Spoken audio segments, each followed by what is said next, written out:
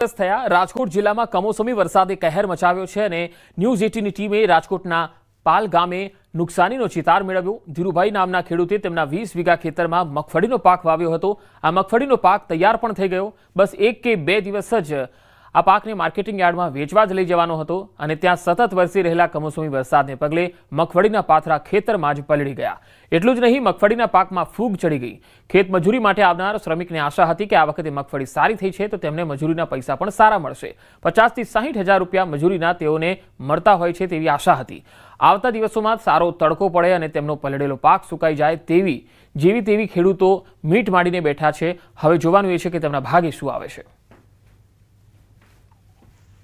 માંડવીમાં ગામમાં દુનિયાને 20 વીઘાના પાથરા 25 વીઘાના બધું પલળી ગયું, હળી ગયું, હંધું પૂરું। હવે નહીં લેવાનું ને અમારે માથે ઓઢીને રોવાનું। શું કરું?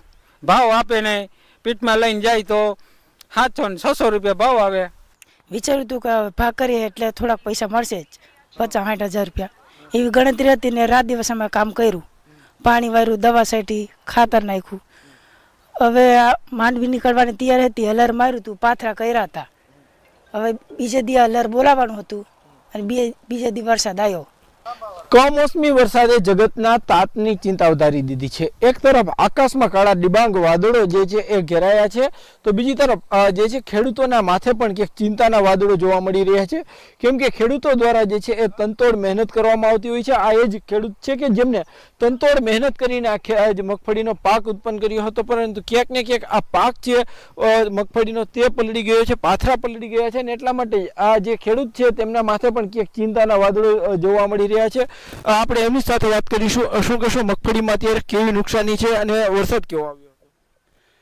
સાહેબ, આ વરસાદ તમારા મીડિયાના માધ્યમથી હું સરકારશ્રીને કહેવા માગું છું કે મારે આ 20 વીઘાના પાથરા અમે ગયા હતા અને જો આ વરસાદનો અમારે હલર જ મૂકવાનું હતું, પણ જો આ વરસાદ આવી ગયો એટલે આ પાક બધોય નિષ્ફળ જવાની છે। અને હજી જો આ વરસાદ ચાલુ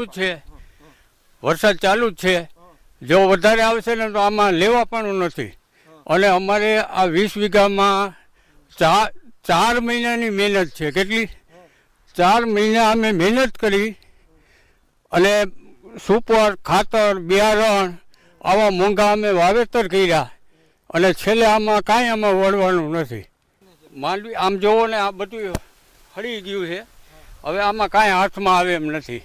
4 મહિના સુધી રાત દિવસ નહોતા જોયા। દિવાળીનો તહેવાર હતો, તેમ છતાં પણ ખેડૂતો દ્વારા તહેવાર જે ઉજવવાના બદલે પાકનું જે છે એ રખોપું કરવામાં આવતું હતું, ધ્યાન રાખવામાં આવતું હતું ને હવે જ્યારે આ જ પાકને હલરમાં મૂકવાની અને માંડવીનું જે ઉત્પાદન લેવાનો જ્યારે સમય આવ્યો ત્યારે જે છે એ કમોસમી વરસાદ આવી ગયો અને કમોસમી વરસાદે ખેડૂતોની 4 મહિનાની મહેનત ઉપર ક્યાંક ને ક્યાંક પાણી ફેરવી દીધું છે। ત્યારે ક્યાંક ખેડૂત છે તે પણ ક્યાંક જે અત્યારે ચિંતામાં જોવા મળી રહ્યા છે, ક્યાંક એમની અંદર પણ દર્દ છે અને ખેડૂતો જે છે ભારે ભગવાનને પણ વિનંતી કરી રહ્યા છે, વરસાદને પણ વિનંતી કરી રહ્યા છે કે હવે ખમૈયા કરો।